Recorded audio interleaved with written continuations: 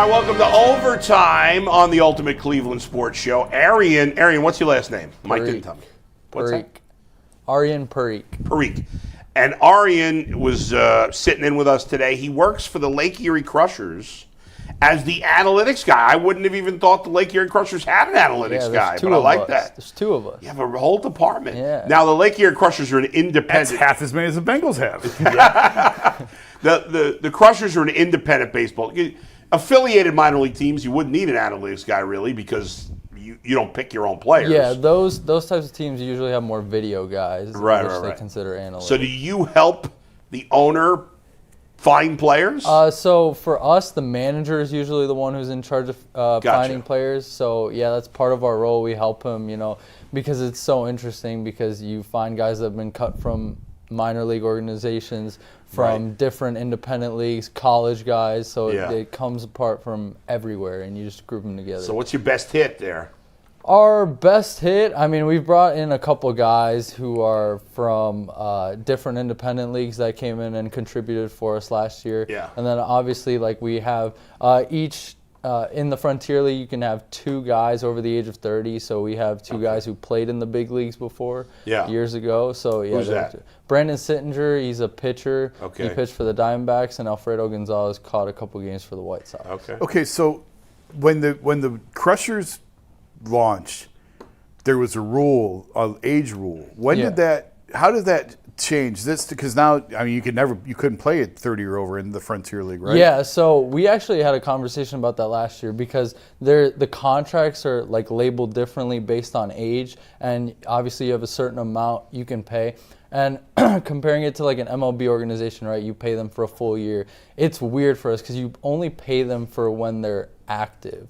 So it's a lot of manipulation and guys come in and out. And then obviously if an MLB organization likes one of your players, they can come take them and they would pay you for it as well. But you can't use that for the cap that just goes to the team. Because it used to be that they were all single A level, and that's not the case anymore? No, not anymore. Okay. So now the rule is you can have two guys over the age of 30. Just two? Just two. And everybody else is still single A level? Has to be under the age of 30. And then so you can be better than single A Yeah, level. You can be better than theory. single A. You just have to be. But obviously anyone who's played double or triple A, unless it's a bad injury, that they're probably not going to come play in independent. You see guys, I know the Cubs just signed a guy, I can't think of his name, who was pitching in the independent league.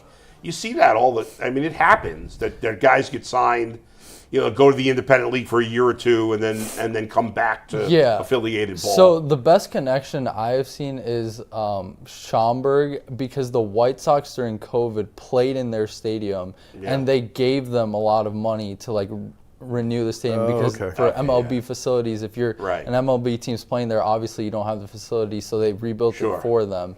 And me and Zach, the guy I do analytics with there, we traveled with them for the playoffs to Schaumburg, and it's amazing. It's really nice. Probably would be a top tier minor league MLB ballpark. Well, the St. Paul Saints used to be a famous independent team. Now they're affiliated. Yeah. There's one in New York too. What's the one? Didn't Ricky Henderson play there or something? Or there was the Brooklyn Cyclones? No, there was I want to say Trenton, but that wasn't it. Trenton's a Yankees affiliate. There's some nice ball, and Mahoney Valley Ballpark. Yeah. It's 25 years old now. Exactly. When it first opened, I was there that first year in '99, I think it was, or 2000, and it was beautiful. There's a nice park. There's a lot of nice minor league parks. So how do you get into this? Yeah. What's your background? So my background, I've always loved baseball the most. But are you from here? I'm from here. I'm from Strongsville. I grew up in Strongsville. We moved here when I was 3, but we've always been the Cleveland area. And I've always loved sports. So I want to know how do I get into it? Everywhere I applied, it was we need someone with more experience, right? So one year I went to Guards Fest, ironically. Well, it's gone now. Yeah. But I talked to Chris Antonetti. Yeah. And I asked him for advice, and he gave me 3 tips. He's like, you can reach out to your college team, you can reach out to an independent ball team, or you can do your own project. So I've done all 3 of those things in the past 3 years. Yeah. I go to the University of Cincinnati. I'm about to graduate. So I worked for that team for 2.5 seasons, and then I got this job with the Crushers, and this will be my 2nd season with them. And hopefully once I graduate, graduate, That's I can cool. apply. I interviewed with a couple MLB teams this year, and hopefully the next step. Amazing Good for baseball you, yeah. stadium at Cincinnati. It sits down. Yeah. In the, I got to get there. It's Yeah. ridiculous to It's have. really cool. Hey, one thing Aryan hasn't mentioned yet, he was telling us beforehand. Yeah. Because an independent team like the Crushers only has so many resources, they have one camera, it's like hard to incorporate a lot of the analytics that his background is in. So he's taken formulas from working with the Cincinnati Bearcats baseball program, brought them over to Lake Erie, Yeah. and is now implementing them with the Crushers, which hopefully should help build an actual Nice. analytics department. It's a nice stadium and a nice field. I actually played on that field in a charity softball game. I remember Travis Hafner was in the game. Yeah. And I was playing first base, and I, went into the outfield because I was not taking a line Well, drive off the head from Travis Hafner. Bull, you would know because you're Yeah. a big MLB guy, and in the Cubs division for the Brewers, Jared Koenig, the lefty, he came from the Crushers. He got signed from the Crushers I to didn't the realize minor that. He had a league nice team. year last year. Yeah, he got signed from the Crushers to an MLB organization, and he made it from there. So Yeah, are that's you guys more looking for people who have already failed at the higher level, or is there something you're looking at that they were overlooked? So for some like other reason? that is the biggest thing we discuss when like building our team, right? Because it's so difficult. On one end, independent ball teams don't have a lot of money. And if you get players signed to MLB organizations, you get a lot of money, and that helps everything. So on one hand, you want younger guys who can get signed, but on the other hand, you're also trying to win. Yeah. So that balance is super key on like, okay, how do we balance winning but also getting guys signed? The season starts, mid-June and ends in May 8th is opening day. Oh. Yeah. Is that longer now? Yeah, so it's 102 games this year. Okay. And the That's Crushers Stadium is hosting the tryout camp, so that's on like April 18th for all Okay. the teams will be here. So It's out in Avon. It's right off the highway. I used to take It's a cool place. Yeah, I used to take my son for baseball lessons at T3. There's a couple of guys that work there that play that play. I know when we were there, because our players worked there, Shador was working out there last really? year when he first got drafted. Yeah. Oh, nice. But no, there's a couple of players, a couple of the coaches there played in the big leagues, or at least minor leagues. But there's a former Phillies pitcher, I can't think of his name right now, who is out there. He's one of the pitching coaches at that facility. But anyway, how'd you guys do last year? We did good. We made it to the playoffs. We lost to Schaumburg in the playoffs, who ended up making it to the championship, and lost in a best-of-5 in 5 games to Quebec, who has 4-peated now. Quebec is 4-peated? Yeah, they're 4-peated. Ridiculous. How How can those dirty Canadians keep winning? Because who they got? Who's their best? Is there they keep the same team every year? Yeah, and is so it new contracts with guys every year? so there's options and stuff. So like there's different ways about it. But our manager's actually from Quebec. Like he really? lives there. Who's in the the manager? offseason. Have we heard of him? Our manager's Jared Lemieux. He's a great guy. Yeah, obviously he Quebec gave me. name.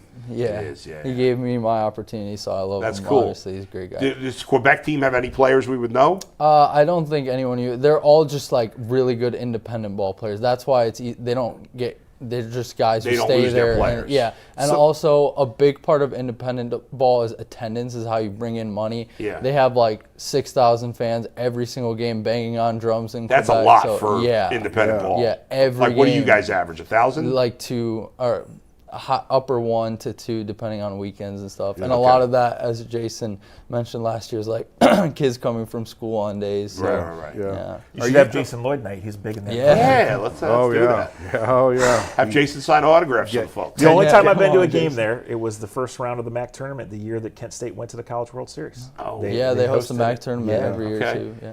Can are you developing your own metrics, or are you using what's already out there? So we have like our own way of making reports that we've been doing, and obviously part of the things we are doing as analytics is also we want to develop our own resume along with like helping the team out. So we want to develop something that's hand in hand. So we made our reports last year, and one of the things I did was individual like hitters meetings. When they hired me, they wanted me to do that for just 2 hitters who were defensive all-stars but were struggling offensively. But it kind of took a world of its own, and we turned it into like I had 40 one-on-one hitters meetings. So I used that for like my portfolio basically. And now we're kind of, one of the things I specifically want to work on is developing a metric for like WRC plus. But the hardest part about that is ballpark factor is such an important part of that. Yeah. And you can't just, like, there's nothing in independent ball that has, like, ballpark factor. Sure, right. So I'm trying to figure out a way to, we can put that together, and we've come up with some stuff to come up with metrics for WRC plus or ERA plus, stuff like that, that we can use not only for the league to bring guys in, but also to make reports to put out there for our players for MLB organizations. This is impressive. Yeah, Listen, how- when you become a Major League Baseball GM, you need to hire me. I can't work with these idiots anymore. How many? You just started. How many teams in the league, by the way? There are 18. Oh, 18 teams, Yeah. and how many make the playoffs? So it's 4 on each side. So each side's got 9, or how does that work? Yeah, Or is it it's 10 and like 8? it's divided by different divisions. Oh, of okay, different I teams, see. yeah. I see. So, Yeah. but 8 out of 18 make the playoffs. Yeah. All right, and is the team already put together for It's this? pretty much put together. There's there will be a couple, obviously, like there's the draft. And Oh, then okay, I didn't know there was Yeah, a there's draft. like 2 rounds of draft. It's not really the best way to build your team, but people who are maybe overlooked who Yeah. want to enter the draft, and you take a chance on them. So it's basically, pretty much made. And do you lean towards players who are local, or is that not a factor at all? It's more of a factor for the players themselves. Right, So, right, like, right. if they want to come back close to home, if they're college guys, or if they have, like, a girlfriend or a wife or a Yeah, family yeah. who are close by, they would obviously tend to come here. And So play how many for us. local players do you have on the roster? I mean, I would have to look through because there's a lot of new guys coming in. Yeah. But, like, out of the returning guys, there's a few that are the interesting ones locally is when a guy when the college season ends, we turn our, like, we go look at guys who are not going to be drafted, Right. or maybe will be super late who want to, like, get an opportunity. Gotcha. So, you know, if there's we had a guy from Coastal Carolina last year who's from Ohio, so he'll come play here and stuff Is like it that. mostly D1 players, or there's some D3 players? So Jared, he was a D3 player himself, so he has, like, a soft spot for them. So we have Yeah, a couple of those guys who really contribute, but we Yeah. also look a lot at D1 players as well. All right, man. Good luck. Yeah, thank you. You guys got to come out to the game for sure. I like coming out there. It's really nice. I live around the UCSS corner. Yeah, you're right yeah, there. It's yeah. All right, maybe we'll get the whole gang Yeah, to come get out over. there. Jason Lloyd night, I will be there. Yeah. Tens of people will show. Yeah, I'll talk to ownership about There you Jason go. Lloyd night. Awesome. We'll see you tomorrow on the Ultimate Cleveland Sports Show. And one last time. I got to take a picture of that for my wife. It's on Twitter, Zach. You can steal it right off Twitter. Oh man, that's Later, funny. guys. Jason, I wore this for you.